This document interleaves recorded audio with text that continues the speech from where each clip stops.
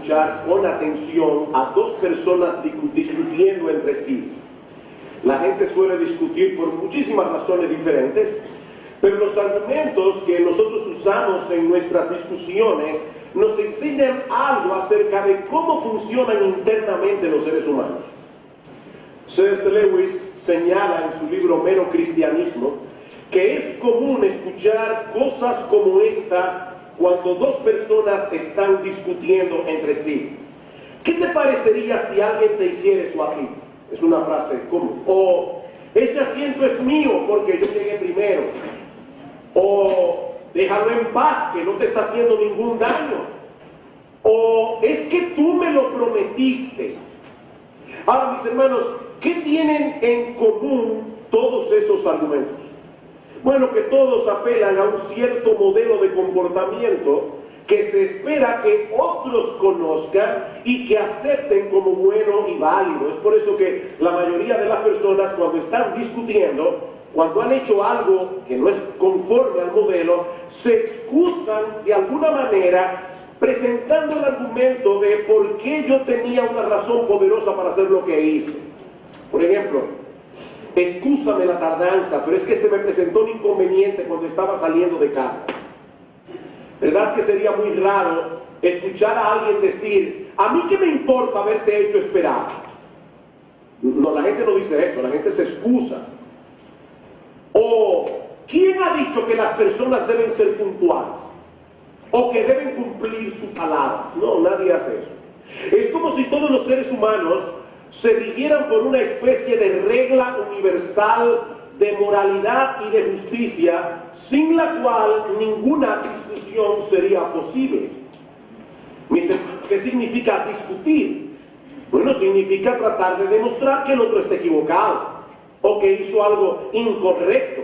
Si no existiera ninguna regla establecida y que todos aceptáramos como buena y válida, las discusiones humanas no tendrían ningún sentido. Por ejemplo, podríamos decir que un jugador de baloncesto ha cometido una falta porque agarró la pelota y salió corriendo con ella sin rebotarla, si esa regla no hubiese sido previamente establecida. Por supuesto que no. O permítame poner otro ejemplo. Seguramente muchos aquí vieron hace ya unos años atrás la película El Fugitivo de Harrison Ford y de Tommy Lee Jones, sobre un doctor al que acusan injustamente de haber asesinado a su esposa. Yo no sé tú, pero cuando uno está viendo esa película, uno siente cierta angustia al ver a este pobre hombre acusado injustamente, perseguido por la policía y al mismo tiempo llevando a cabo su propia investigación para encontrar quién es el culpable del asesinato de su esposa. Y cuando finalmente Harrison Ford se enfrenta cara a cara con el tipo que mató a su mujer y lo hace pagar por lo que hizo, el espectador experimenta una especie de alivio moral. ¿Verdad que sí? Uno dice, se hizo justicia. Lo sorprendente, mis hermanos, de todo esto es que nosotros los seres humanos cometemos muchas injusticias a pesar de que deseamos vivir en un mundo más justo. O sea, nosotros somos un grupo de personas injustas que deseamos vivir en un mundo más justo. Es injusto que tú no cumplas lo que prometes. Eso es injusto. Es injusto que tú saques ventaja de la debilidad de otro. Es injusto que tú te valgas de un amigo para pasarle por alto a todos los demás que están haciendo la misma fila que tú debiste haber hecho. Eso es injusto. ¿O no?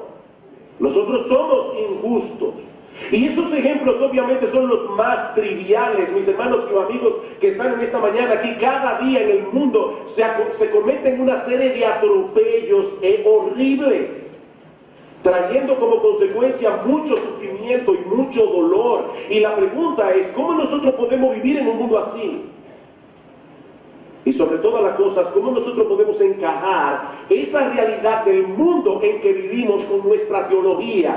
¿Cómo podemos encajar esa realidad de un mundo donde hay tanta injusticia, tanta maldad, tanta opresión, con la realidad de que existe un Dios sentado en su trono, perfectamente justo, que gobierna sobre toda su creación? Bueno, eso es precisamente lo que Salomón va a considerar ahora en la sección que nos corresponde estudiar en esta mañana en el libro de Eclesiastés. Como vimos el domingo pasado, Salomón, hermano, ¿debo usar este micrófono o este otro? Pero gracias. Ok.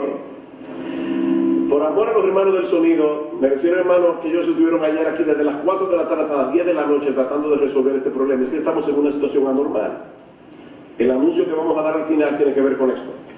Pero volvamos a Eclesiastés.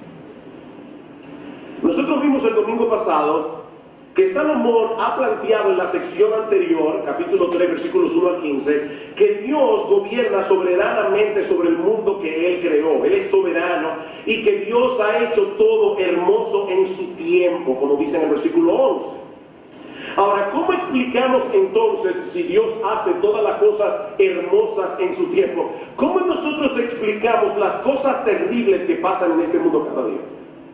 Bueno, de eso se trata Eclesiastés capítulo 3, los versículos 16 hasta el capítulo 4, versículo 13. Hay dos cosas aquí a las que yo deseo llamar vuestra atención.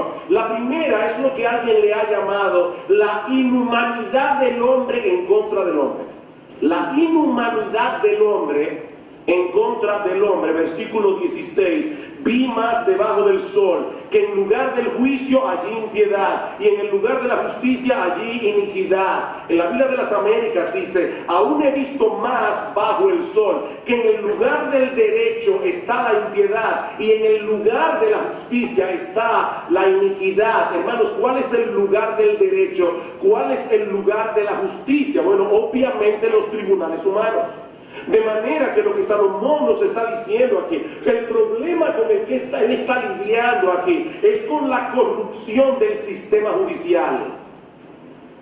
Dios instituyó a los tribunales humanos para defender al inocente, para castigar al culpable. Dice en Proverbios 17:15 que el que justifica al impío y el que condena al justo, ambos son igualmente abominación, aborrecibles delante de Jehová.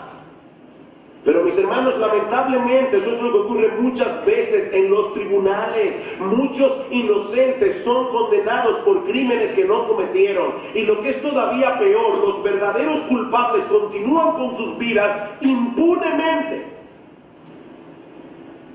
¿Dónde puede el hombre encontrar justicia cuando los mismos tribunales se convierten en antros de corrupción? Eso no solo produce mucha frustración, sino que también provoca mucho mal en el mundo. Como comenta el mismo Salomón en el capítulo 4, versículo 1, me volví y vi todas las violencias que se hacen debajo del sol, y he aquí las lágrimas de los oprimidos sin tener quien los consuele, y la fuerza estaba en la mano de sus opresores, y para ellos, es decir, para los oprimidos, no había consolación. Es como si Salomón estuviera dividiendo el mundo en dos clases, los opresores y los oprimidos. El problema es que el poder parece estar en las manos de los opresores. Aparentemente ellos tienen todas las ventajas, mientras que sus víctimas padecen todo tipo de violencia. Y mis hermanos, quiero recordarles que yo no estoy leyendo un tratado de izquierda. Esto no es un libro comunista, es la palabra de Dios. Esa es la palabra de Dios donde dice eso. Porque a Dios le indigna la opresión de los oprimidos. A Dios le indigna la opresión de los oprimidos. Me choca enormemente este pasaje que se encuentra en Amós capítulo 4, versículo 1. Oíd esta palabra, vacas de Basán, que estáis en el monte de Samaria, que oprimís a los pobres, a los menesterosos, y quebrantáis a los menesterosos, que decís a vuestros señores, es decir, a vuestros esposos, traed y beberemos. Y luego comienza el profeta Amós a enumerar todos los juicios que iban a venir sobre Israel por causa de estas vacas de Basán. Ahora la pregunta es, ¿de quién está hablando Dios aquí? Bueno, Dios está hablando a través del profeta en contra de las esposas de los dignatarios, en contra de las esposas de los terratenientes en Israel. Es a ellas a quienes Dios les llama vacas de Basán, una planicie muy fértil en Transjordania. Todas esas vacas gordas y saludables. ¿Y cuál era el pecado de estas mujeres? Que exigían a sus esposos que mantuvieran el estilo de vida al que ellas estaban acostumbradas, aunque eso implicara seguir oprimiendo a los pobres y quebrantando a los oprimidos, a los menesterosos. Queridos hermanos, Dios no es indiferente a estas cosas. Dice en Proverbios 14:31 que el que oprima al pobre afrenta a su hacedor. El que oprime al pobre afrenta a su hacedor. Dios toma esto como una ofensa personal.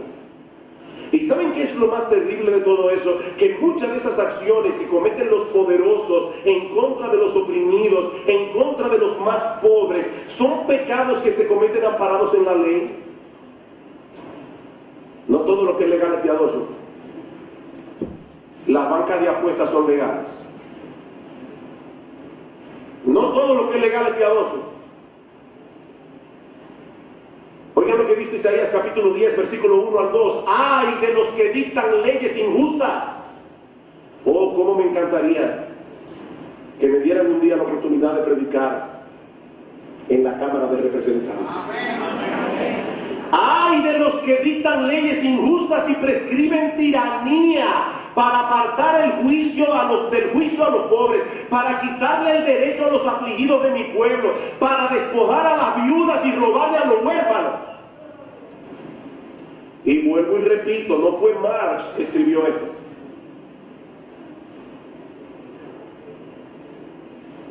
Queridos hermanos, nosotros vivimos en un mundo lleno de opresión a todos los niveles. A nivel empresarial, a nivel gubernamental, a nivel familiar. Hay esposos que abusan de sus esposas y de sus hijos, que abusan de su autoridad. A nivel escolar, mis hermanos, el acoso escolar, o como le dicen en inglés, el bullying, es una epidemia en esta generación. Pero también hay opresión a un nivel más global. En este mundo hay genocidios, en este mundo hay terrorismo, en este mundo hay tráfico sexual, en este mundo hay explotación infantil. La lista es interminable y no parece que haya personas en el mundo ni con la capacidad ni con la determinación de hacer algo al respecto. Por eso es que Salomón dice en el capítulo 4 que él se lamenta al ver las lágrimas de los oprimidos sin tener quien los consuele. Miren, mis hermanos, si tú eres creyente y eso no te oprime el corazón, tú debes revisarte delante de Dios. Tú debes revisarte. Salomón estaba sintiendo en los huesos el dolor de ver esa realidad. Tanto así que él dice en el versículo 2 que es mejor estar muerto. Miren, es un texto fuerte, versículo 2. Y alabé yo a los finados, a los que ya murieron, más que a los vivientes, los que viven todavía. Y en el versículo 3 dice que mejor todavía es no haber nacido, para no haber tenido que vivir esa tragedia, experimentar esa tragedia de primera mano. Este mundo en su estado caído está muy lejos de ser un paraíso. Y cualquiera que sea nuestra reacción como cristianos, no puede ser una complacencia simplona. El problema del mal en el mundo es complejo y nosotros no tenemos todas las respuestas.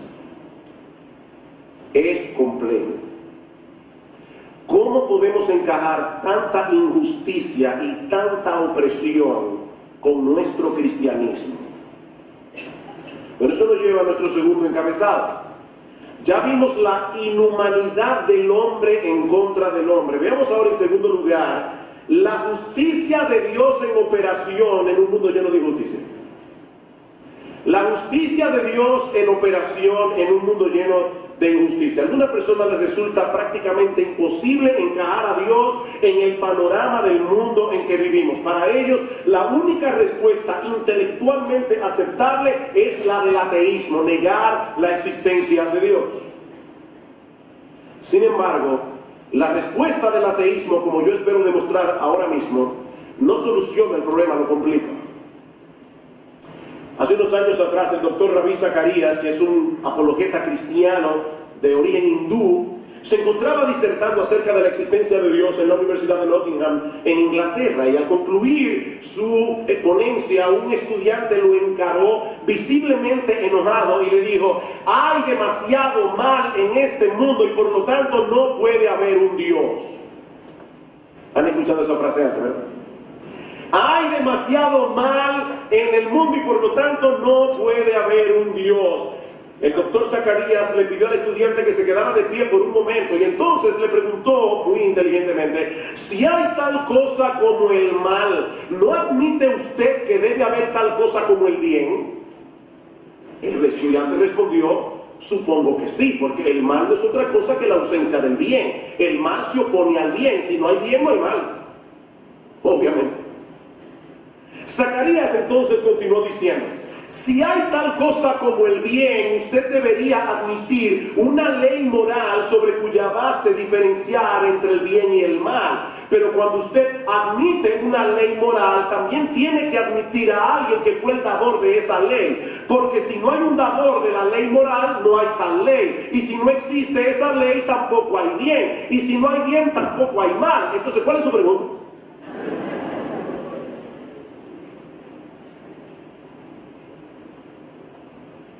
Deben ponerlo más simple. Ese estudiante, sin darse cuenta, se estaba contradiciendo a sí mismo. Si no existiera Dios, sería absurdo afirmar la existencia del mal. En un mundo accidental donde nosotros somos producto de un accidente, no hay nada bueno ni hay nada malo. Las cosas simplemente son como son.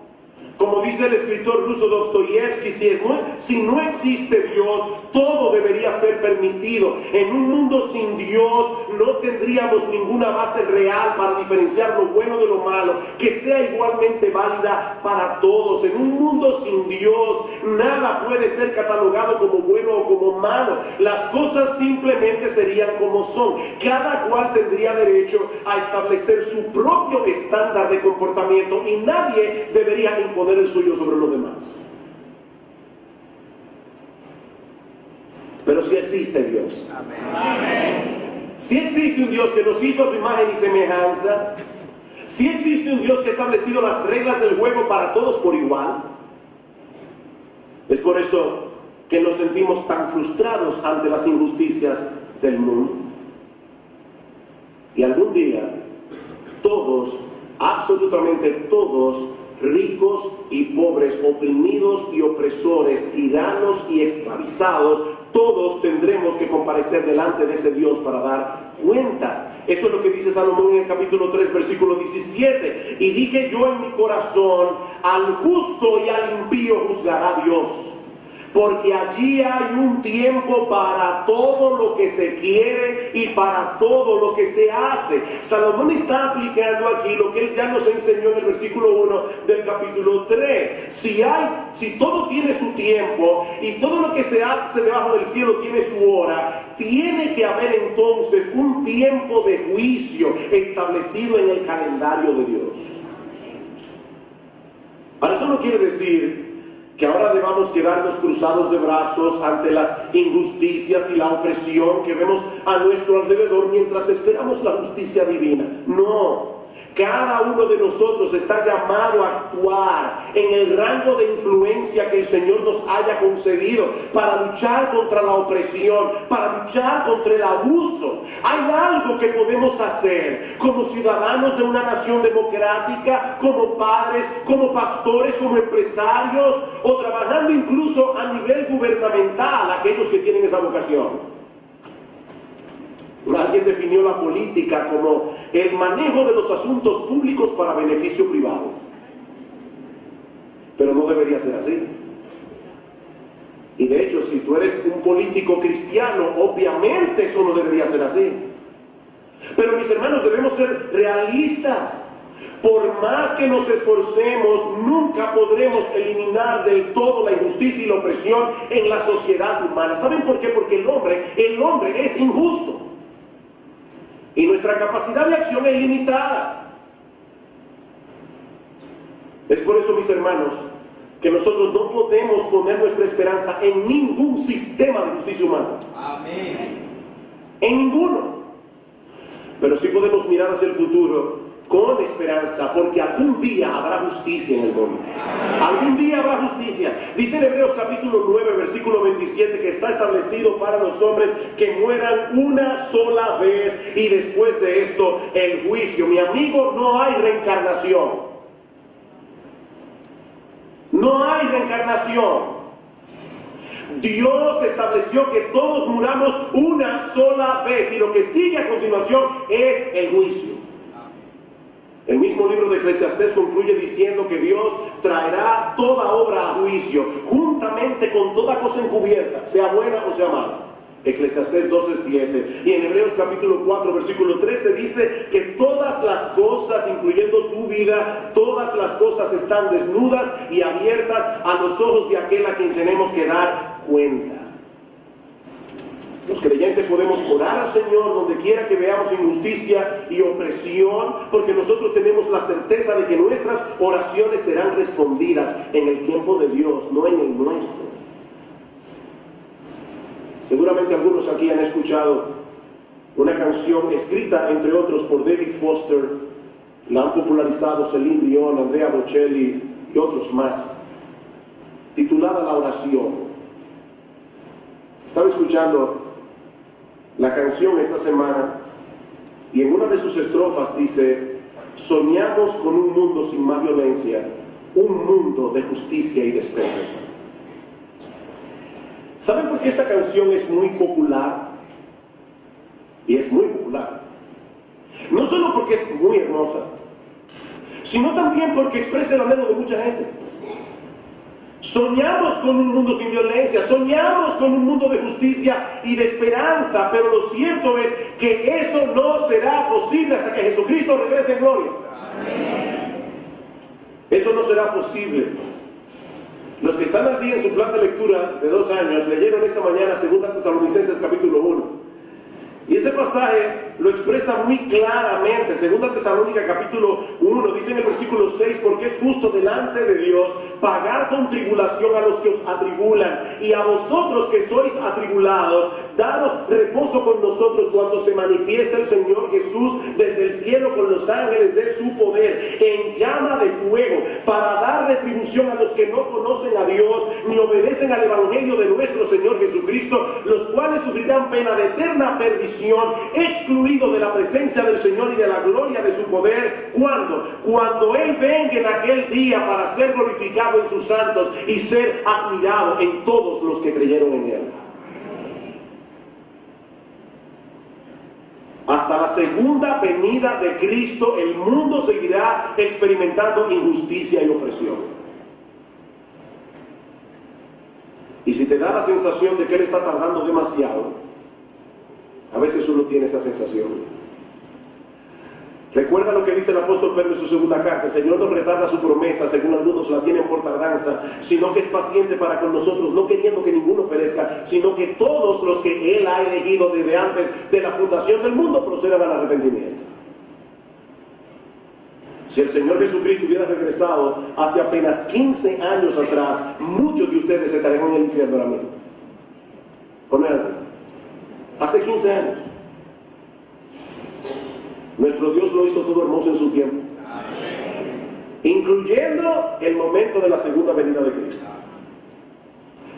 Pero hay algo más que Salomón tiene que decir con respecto al estado de cosas en este mundo caído, y este definitivamente es uno de esos pasajes enigmáticos del libro de Eclesiastés. Versículo 18: dije en mi corazón, es así, o sea que no hay justicia divina ahora, instantáneamente, como nosotros quisiéramos, aunque Dios está juzgando las cosas de este mundo, y hay cosas que les ocurren a las personas que son juicio de Dios, pero el juicio final no ha llegado todavía.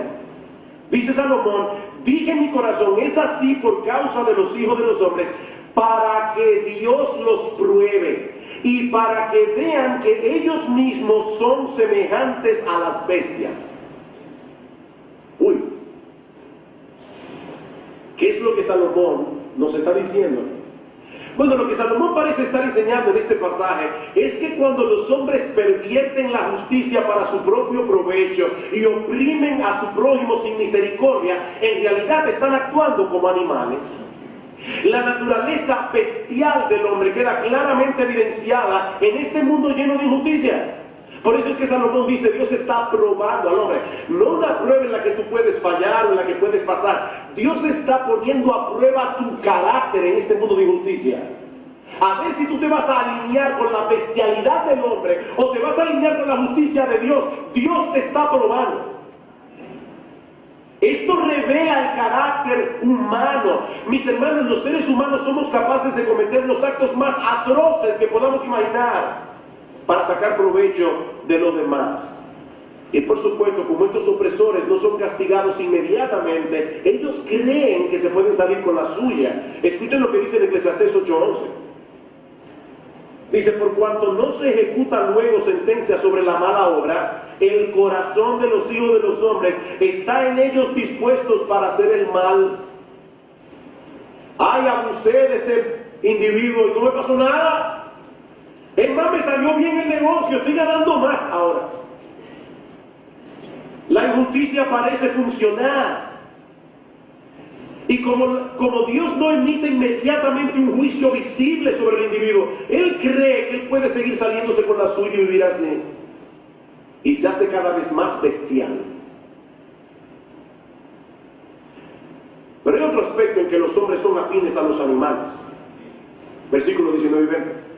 Porque lo que sucede a los hijos de los hombres y lo que sucede a las bestias son mismos sucesores. Como mueren los unos, así mueren los otros, y una misma respiración tienen todos. Ni tiene más el hombre que la bestia, en ese sentido, porque todo es vanidad. Todo va a un mismo lugar, todo es hecho del polvo y todo volverá al mismo polvo. Esa no es la primera vez que la Biblia compara al hombre con los animales, en el sentido de que ambos son mortales.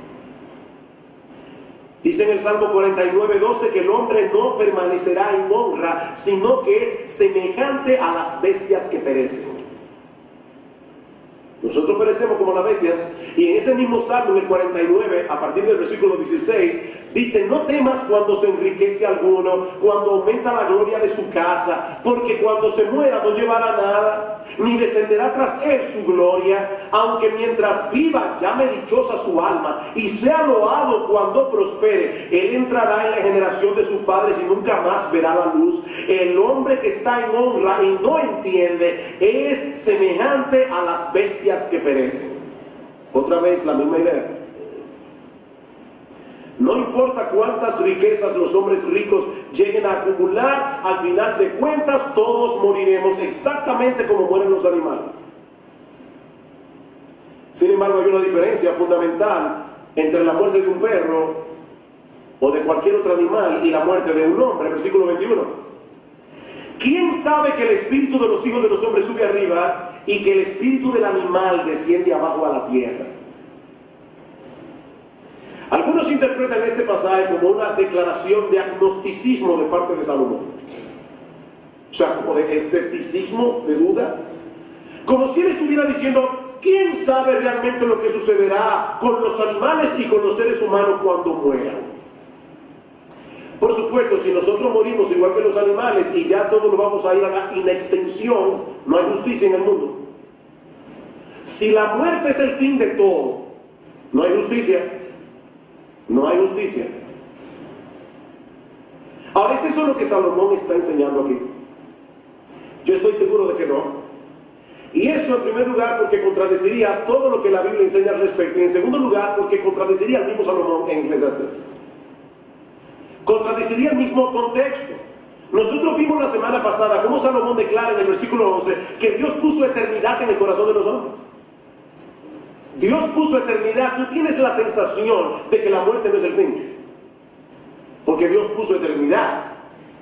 No tendría ningún sentido decir ahora unos versículos más adelante que existe la posibilidad de que los hombres y los animales compartan el mismo destino después de la muerte. No. Por otra parte, él también acaba de decir en el versículo 17, en términos claros y contundentes, que todos los hombres tendrán que comparecer ante el tribunal de Dios.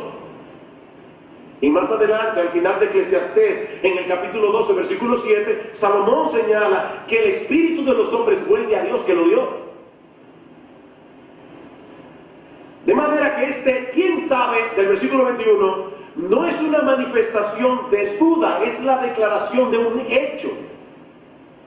Escuchen bien, lo que Salomón está diciendo aquí es: nadie sabe lo que ocurre con el alma del hombre cuando muere, excepto Dios. Y por lo tanto, lo más sabio que tú puedes hacer es llevarte de lo que Él ha revelado en su palabra y no de lo que te dicen tus sentidos. Él está hablando de la muerte de los animales y de la muerte de un hombre. Nosotros vemos a un hombre morir, vemos a un perro morir y nos da la impresión de que le está sucediendo lo mismo a los dos. Los sentidos nos dicen: ¿qué le pasó al cadáver del hombre? Se volvió polvo. ¿Qué le pasó al cadáver del perro? Se volvió polvo. Pero hay una diferencia enorme entre unos y otros. El espíritu del animal desciende a la tierra con él, pero el espíritu del hombre debe comparecer ante Dios después de su muerte para dar cuenta de sí, como dice Salomón en este pasaje.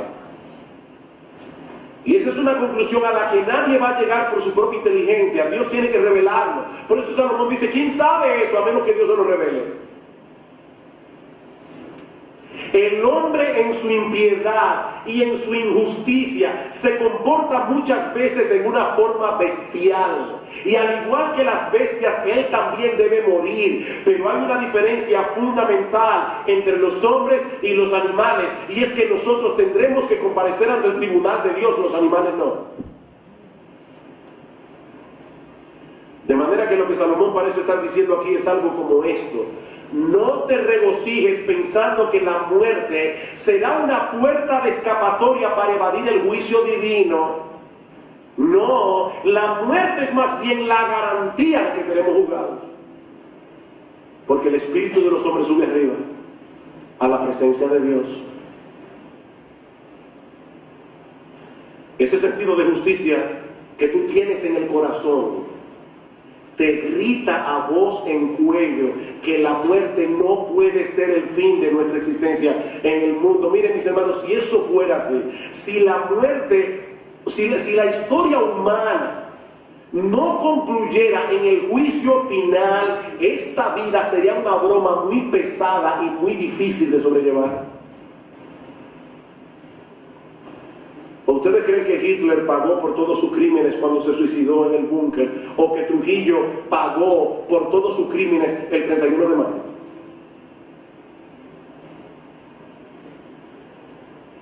Pero Salomón tiene algo más que decirnos acerca de cómo debemos reaccionar ante las injusticias del mundo. Ya nos ha dicho: la injusticia y la opresión deben producir dolor y frustración. Ya nos ha dicho que Dios hará justicia algún día y que nosotros podemos esperar en esa justicia. Pero ahora Salomón va a decir algo bien extraño. Y es que nosotros podemos disfrutar de las buenas cosas que Dios nos da mientras aguardamos la llegada de ese día. Versículo 22. Así pues, he visto que no hay cosa mejor para el hombre que alegrarse de su trabajo, porque esta es su parte, porque ¿quién lo llevará para que vea lo que ha de ser después de él? Salomón no está promoviendo aquí una vida despreocupada. Disfruta de la vida y olvídate de todas las cosas que no andan bien en este mundo. No. Ya nosotros vimos cómo inmediatamente después, al principio del capítulo 4, Salomón expresa su dolor y su sentido de frustración al ver a los oprimidos sin tener quien los defienda y quien los consuele. Pero hermanos, y esta es una enseñanza que no se da a menudo en las iglesias, esa sensibilidad debe ser moderada por otras realidades que también experimentamos en este mundo caído. Ya Salomón había dicho anteriormente que la capacidad de disfrutar del fruto de tu trabajo es un regalo de Dios. La capacidad de disfrutar del fruto de tu trabajo es un regalo de Dios. Capítulo 2, versículo 24. No hay cosa mejor para el hombre sino que coma y beba y que su alma se alegre en su trabajo. También he visto que esto es de la mano de Dios. Y luego dice en el capítulo 3, versículo 12, yo he conocido que no hay para ellos cosa mejor que alegrarse y hacer bien en su vida, y también que es don de Dios que todo hombre coma y beba y goce del bien de toda su labor. No debemos ser insensibles ante las injusticias de este mundo, pero al mismo tiempo debemos recordar que el mundo está en buenas manos. Amén. El mundo está en buenas manos y que nosotros podemos disfrutar de los buenos momentos que Dios nos concede en su gracia, sabiendo que el día llegará cuando todas las cosas funcionarán como deben funcionar.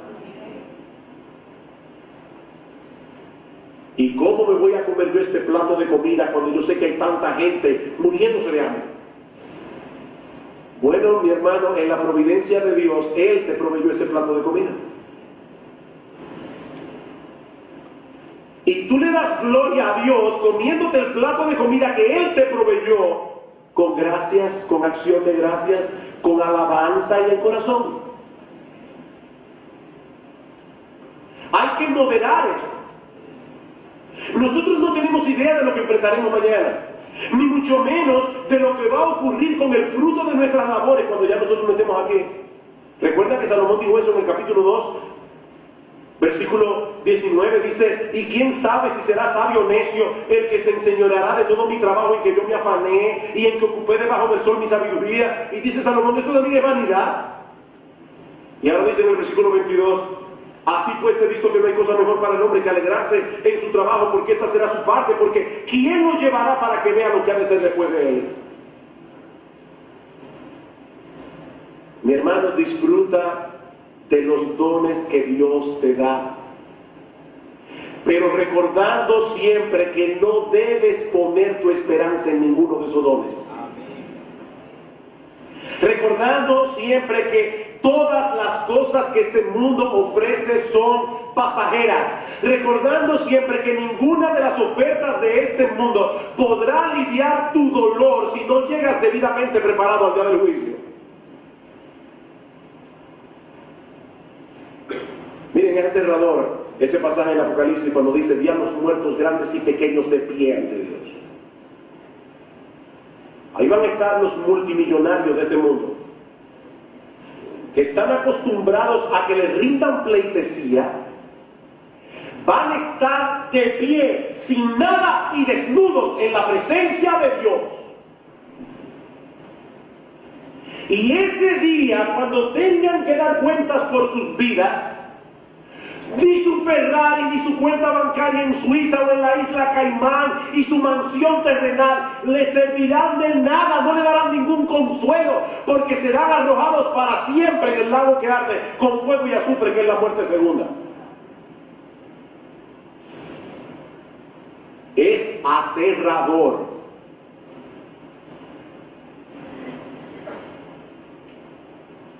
Mi amigo, déjame hacerte una pregunta.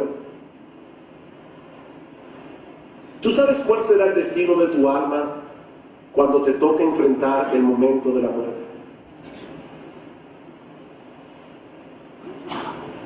Esta semana tuve que tomar un taxi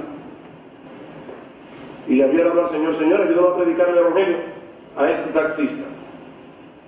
Me puse a hablar con él y resultó que su esposa es evangélica.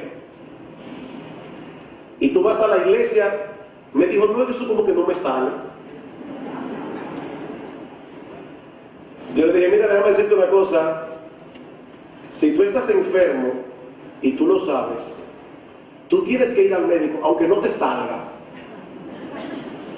Yo no sé a ustedes, pero a mí nunca me sale ir al dentista, por ejemplo.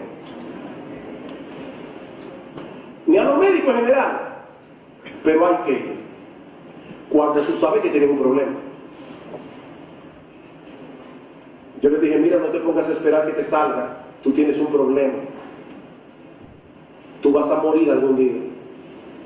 Y yo estoy completamente seguro, le dije, que a ti te molesta como a mí la corrupción que nosotros vemos en un país como el nuestro, donde mucha gente hace lo que le da la gana y nunca parece recibir ningún tipo de castigo. Sí, me molesta muchísimo, me dijo. Y yo le pregunté, ¿y tú crees que tú eres más justo que ellos? ¿Tú crees que Dios te va a dejar escapar a ti de tus injusticias? Tú sabes cuál es el destino de tu alma. No te olvides lo que dice en Hebreos capítulo 9, versículo 27. Está establecido para los hombres que mueran una sola vez. Y después de esto, el juicio. Mi pregunta es, ¿tú sabes cuál será el veredicto de Dios sobre ti en aquel día? Porque los cristianos podemos responder esa pregunta con toda certeza.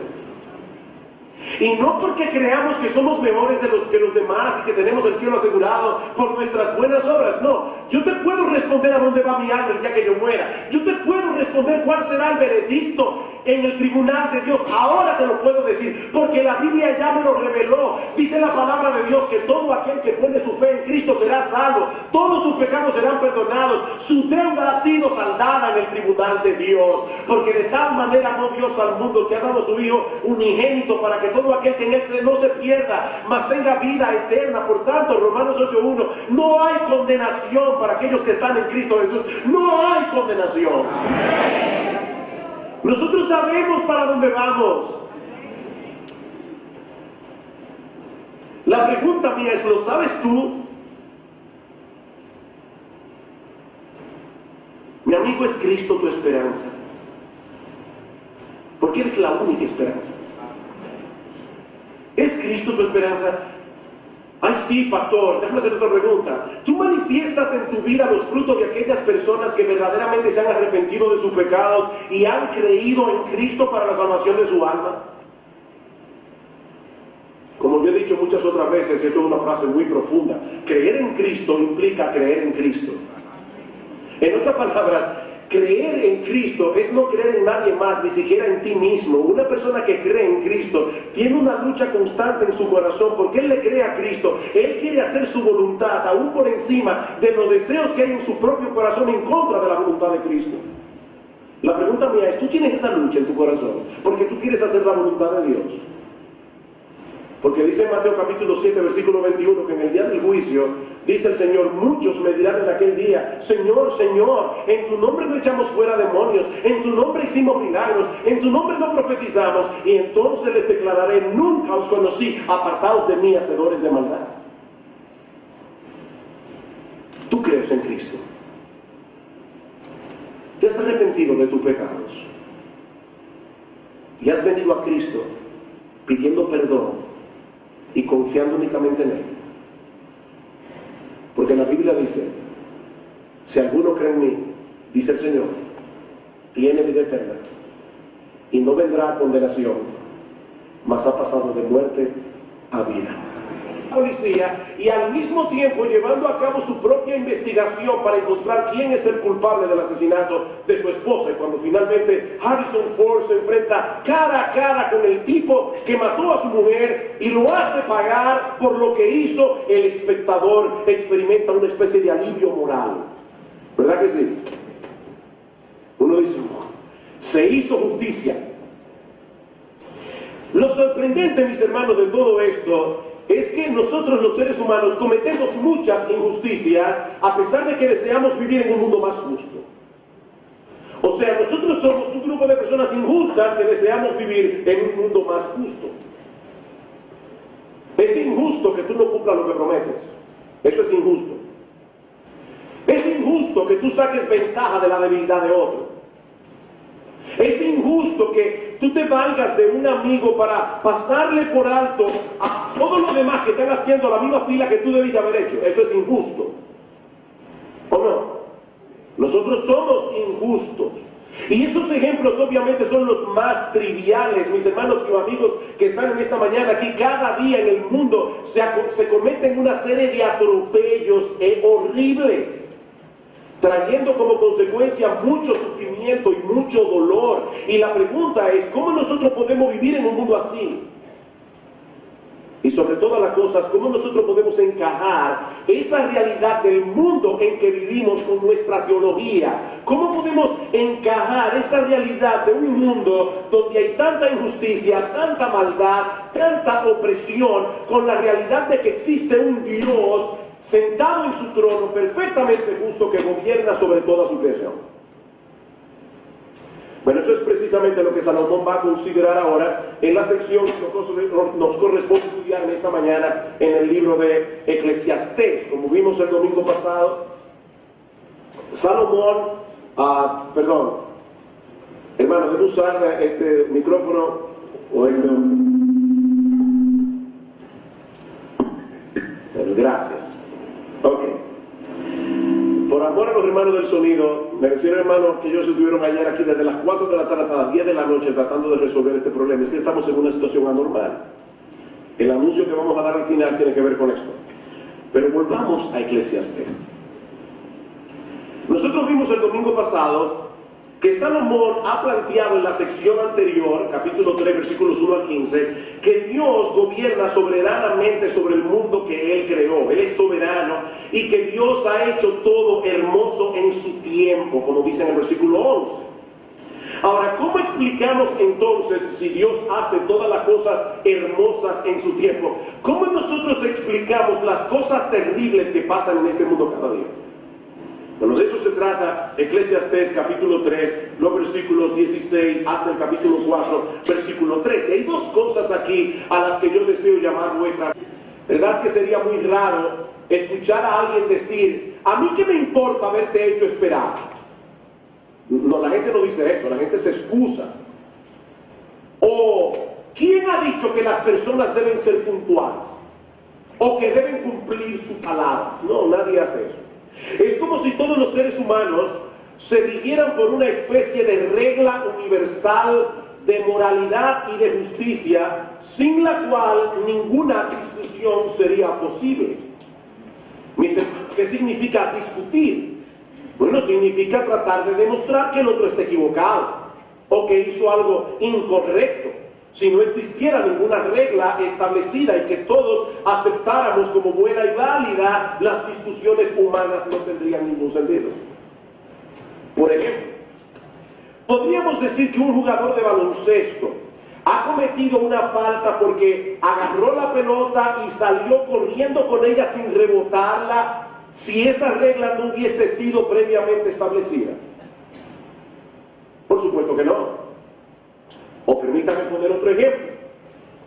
Seguramente muchos aquí vieron hace ya unos años atrás la película El Fugitivo de Harrison Ford y de Tommy Lee Jones, sobre un doctor al que acusan injustamente de haber asesinado a su esposa. Yo no sé tú, pero cuando uno está viendo esa película, uno siente cierta angustia al ver a este pobre hombre acusado injustamente, perseguido por la...